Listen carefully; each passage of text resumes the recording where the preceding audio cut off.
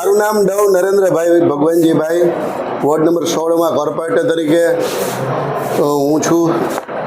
10/11/3/2026 મારી મુદત પૂરી થઈ છે અને આ વખતે હું ચૂંટણી લડવા માગતો નથી અને તે બાબતે હું નિરીક્ષકશ્રીને મારો પત્ર દેવા આવ્યો છું કે સ્વેચ્છાએ હું ઇલેક્શન લડવા માગતો નથી।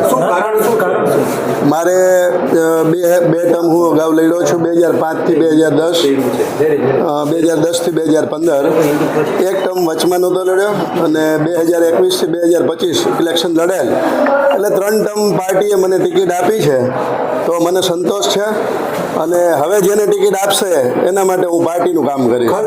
ખાસ તો 3 તમારી ટર્મ થઈ ચૂકી છે, આમે પાર્ટીએ તમને પ્રગતિ કરી દીધું છે કે 3 ટર્મ બાદ કોઈ આગળ આવવું નહીં અને માંગણી ન કરવી। વચમાં એક ટર્મ મેં મારી ટર્મ છોડેલી હતી, એટલે એ દ્રષ્ટિએ જોઈએ તો આમ 2 ટર્મ એટલે વચમાં ગાળો રહેલો છે, પણ છતાંય હું પાર્ટી માટે જેને ટિકિટ આપશે તેને જીતાડવા મહેનત કરીશ। ડિમોલેશન વખતે તમે નારાજગી વ્યક્ત કરી હતી પાર્ટી સામે અને તંત્ર સામે, એ બધું સરકારી તંત્રની વાત છે, એ બાબતે અત્યારે હું કંઈ ચર્ચા કરવા માંગતો નથી મિત્રો।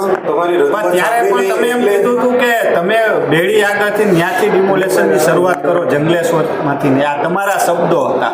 એ હું બોલેલો જ હતો અને કરવું જોઈએ, બંને બાજુ આવવું જોઈએ, જે આજી રિવરફ્રન્ટ છે એ બંને બાજુ થવું જોઈએ, એક બાજુ થવાથી એ અમુક લોકોને અન્યાય છે, બંને બાજુ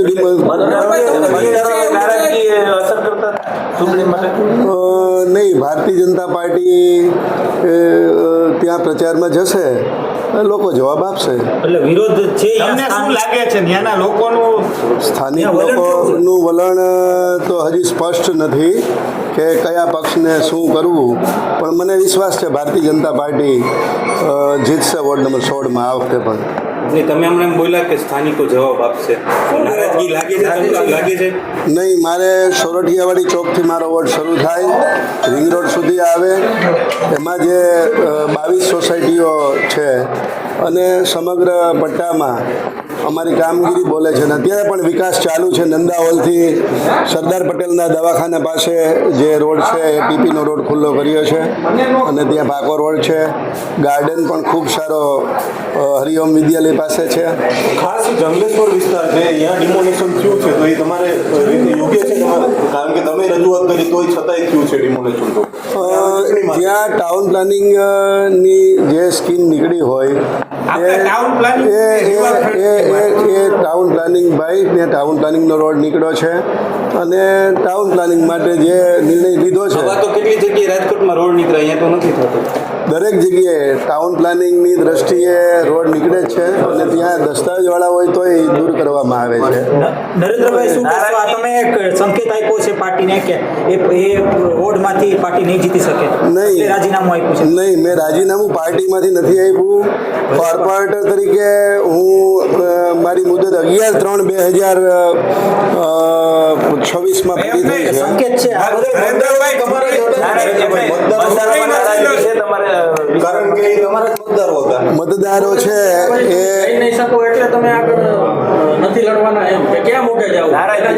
અમારે કોઈ નારાજગી લોકોમાં છે નહીં અને જ્યાં અમને મત મળે છે એ વિસ્તારમાં મત મળવાના જ છે। તમને શું લાગે છે, કારણ કે ત્યાં એક સમયે ભાજપ જ્યારે તમે ગયા હતા એ જ વિસ્તારમાં મોટા ભાગે હિન્દુ મતદારો છે, સનાતનીઓ છે, અને ત્યાં પણ તમને વિરોધનો સામનો જે તે સમયે ચાલુ કોર્પોરેટર હતા ત્યારે પણ કરવો લોકોને મેં મુદત માટે વાત કરી હતી, લોકોને મેં મુદત લેવા માટે વાત કરી હતી કે 90 દિવસની મુદત આપો જેથી લોકોને એક્ઝામ પૂરી થાય બાળકોની, આ સિવાય મારો બીજો કોઈ વિરોધ નહોતો।